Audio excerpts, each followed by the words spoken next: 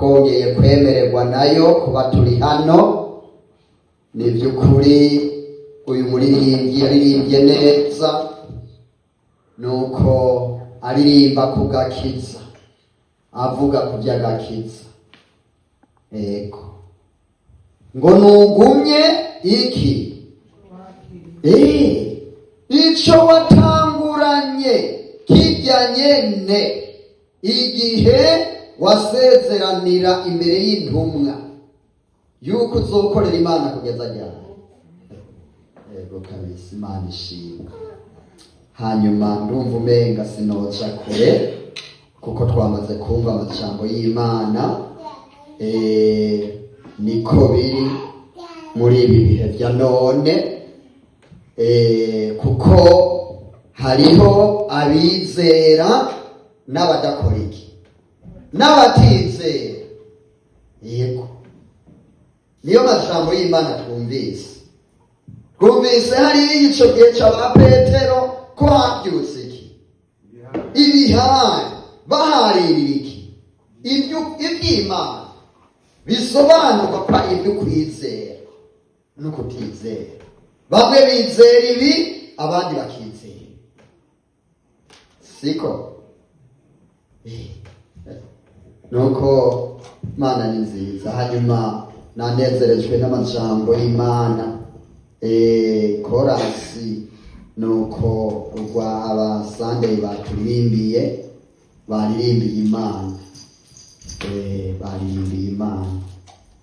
Nuko Imana ni nziza. None rero bene data, ijambo ry'Imana ritubwira ngo tugumye iki, agakiza, kuko karagoye bene data. Agakiza karagoye bene data. Nubona umuntu yakarose ntagafineko, muntu yarose ako gakiza akagumye akazigame, kuko hazogera igihe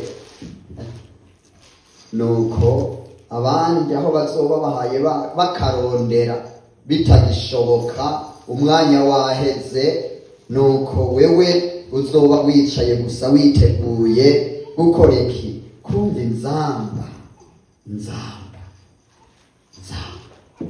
kumva ijwi gusa, imponda, nuko ihamagara, hanyuma kuwa kakiriye akakazigama, nuko kwakurana nkuko twumvise isumaku yakura icuma ifata icuma, niko bizoba bimeze.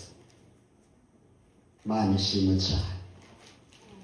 Nibuka amajambo twize ku munsi w'Imana, ari hariya mu vyahishuriwe Yohana, amajambo akomeye cyane, amajambo avuga ku ishengero ry'iki gihe. Ariko ishengero ry'iki gihe yatanguranye n'umwaka w'igihumbi kimwe n'amajana cenda. Ishengero rigoye, ishengero ritumva ibivuga. Mana ishimwe. Nuko sinokwirirwa ndaca hariya, ariko reka twunguruze turaba ayandi majambo y'Imana twongera kuyo twumvise, amajambo adufasha muri uru rugendo, aturongora. Wewe nuko wakiriye Yesu nk'umukiza wawe, nuko ni ijambo ridufasha, niryo riturongora. Nuko twumvise byinshi, nuko abaririmbye, korale ya mbere baririmbye indirimbo imwe ivuga yahwanye n'amajambo ufise ko umuntu akwiye gukora iki, agapfa. Kandi nanje nayo aya nyene niwo mutwe w'ijambo uvuga ngo kugaba ukama witeguye.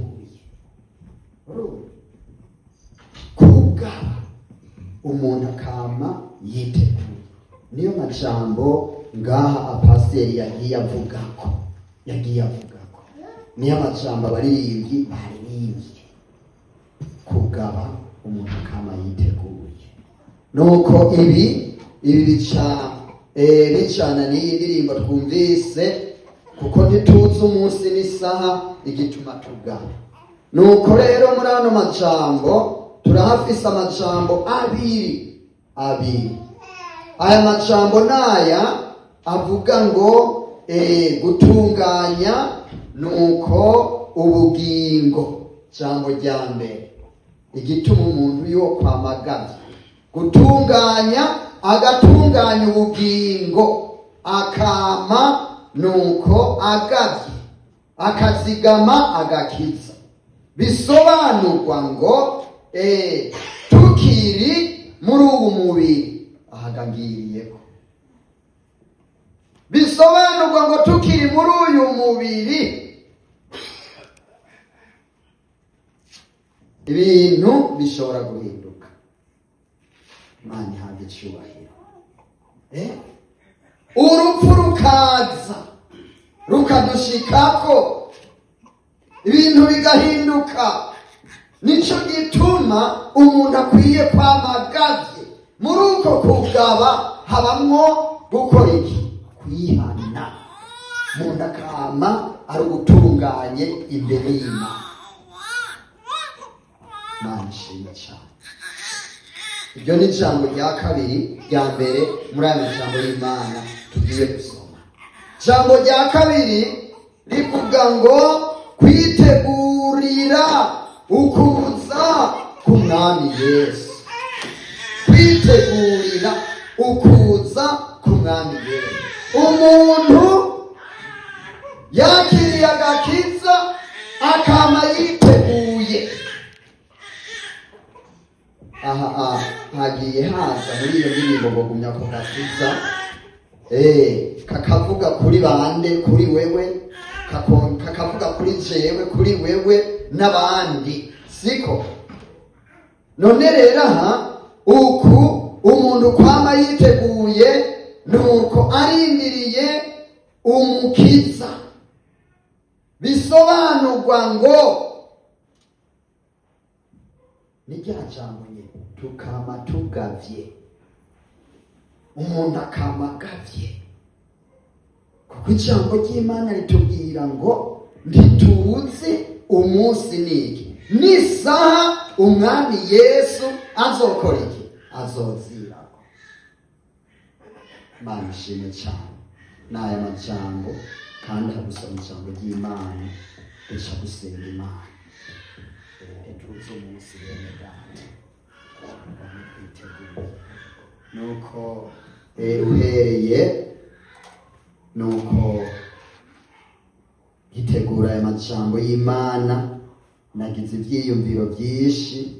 Nuko habaye mw'ijoro sinziriye, nibuka ibihaye biraba, bene data, n'urubanza twarimo, urubanza rwo gusezera mwene data, umukozi w'Imana, nawe yari yifuza yuko na muri ibi bihe yobaye akiriho, siko? Yaravyifuza nk'uko nawe nuko uhaye wifuza n'ejo kuzohashika.